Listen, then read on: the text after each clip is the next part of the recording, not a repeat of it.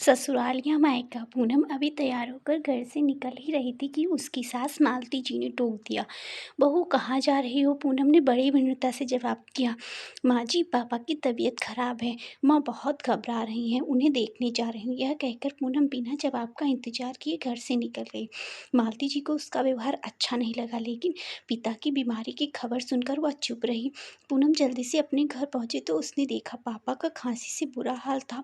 पूनम ने अपनी माँ से कहा, मैंने आपसे पहले ही कहा था पापा को किसी अच्छे डॉक्टर को दिखा लेते हैं, पर आप दोनों किसी की सुनते ही कहाँ हो। खांसी बढ़ती ही जा रही है। आप पापा को संभालो, मैं ऑटो लेकर आती हूँ, हम किसी बड़े हॉस्पिटल चलेंगे।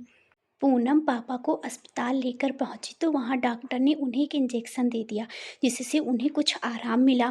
डॉक्टर ने पूनम से कहा, हमने इन्हें एडमिट तो कर लिया है, लेकिन कल सारे टेस्ट होने के बाद ही इनका ठीक से इलाज शुरू होगा। पूनम पापा को एडमिट कराकर घर पहुंची तो उसके पति राहुल उसकी प्रतीक्षा कर रहे थे। आते ही राहुल ने पूछा, कैसे हैं पापा? तुम तो उन्हें देखने गई थी ना, कितनी देर लगाती? तुम्हें पता है कि माँ से अब खाना नहीं बनता, सब भूखे बैठे हैं। तुमने तो पापा के बारे में भी नहीं सोचा कि जाकर बैठ गई अपने घर। पूनम को यह सुनकर बहुत दुख हुआ। उसकी आंखों से आंसू झलक उठे, परंतु उसने अपने आप को संभालते हुए कहा, पापा की तबीयत बहुत खराब थी, इसलिए उन्हें एडमिट करा कर आ रही हूँ। यह सुनकर राहुल का गुस्सा कुछ शांत हुआ। उसने कहा, ठीक है, तुम खाना मत बनाओ, मैंने खाना बाहर से ऑर्डर कर दिया है।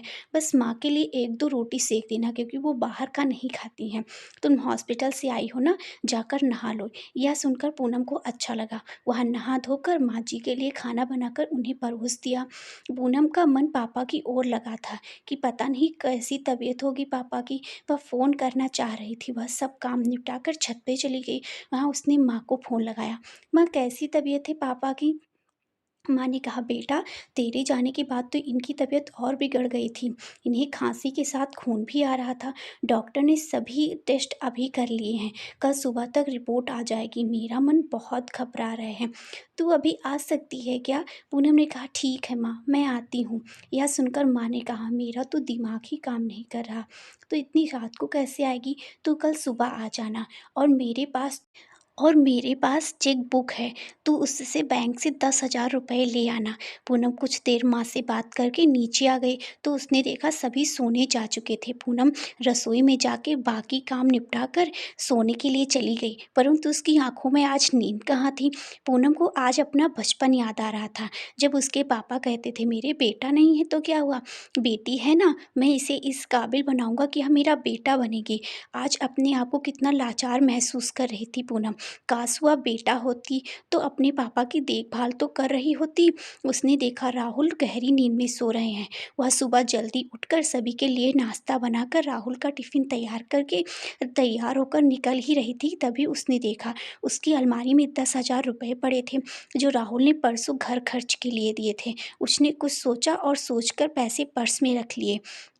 अस्पताल पहुंचकर उसने पैसे जमा कर दिए। वह पापा के पास पहुंची तो देखा पापा कुछ ठीक लग रहे थे। वो पूनम को देखकर मुस्कुरा दिए। माँ ने पूनम से कहा, बेटा, ये ले चेक बुक और जाकर बैंक से 10,000 रुपये ले आ, तभी तो पापा का इलाज शुरू होगा। तभी पूनम ने कहा, माँ, मैंने पैसे जमा कर दिए हैं, पापा का इलाज अभी शुरू हो जाएगा। माँ ने कहा, बेटा, तूने क्या किया? अगर तेरे ससुराल वालों को पता चलेगा तो वे ना जाने तुझे कितना भला बुरा कहेंगे। तभी पूनम ने कहा, माँ, तुम चिंता मत करो, अभी चेक बुक लेकर पैसे निकाल कर वापस रख दूंगी। पूनम कुछ देर रुककर बैंक पहुंची तो उसने गार्ड से पूछा, भैया, आज बैंक बंद है क्या?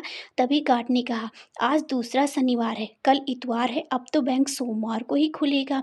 यह सुनकर पूनम के पैरों तले जमीन खिसक गई। उसने सोचा, अगर राहुल को पता चलेगा कि मैंने पैसे पीहर में दे दिए हैं तो वह क्या सोचेंगे।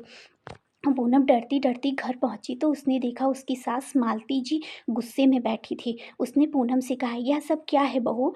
कल रात हमने बाहर का खाना खाया, आज तू फिर से गायब हो गई। तो क्या चाहती है कि हम रोज रोज बाहर का खाना खा के बीमार पड़ जाएं और उसी हॉस्पिटल में एडमिट हों जिसमें तेरे पापा एडमिट हैं? यह सुनकर पूनम रोने लगी। उसने कहा, नहीं माँ जी, आप बैठिए, मैं अभी खाना बना देती हूँ। पूनम नहा धोकर फटाफट सास ससुर के लिए खाना बनाकर खिला दिया। पूनम को इधर पापा की चिंता और उधर राहुल के गुस्से का डर था।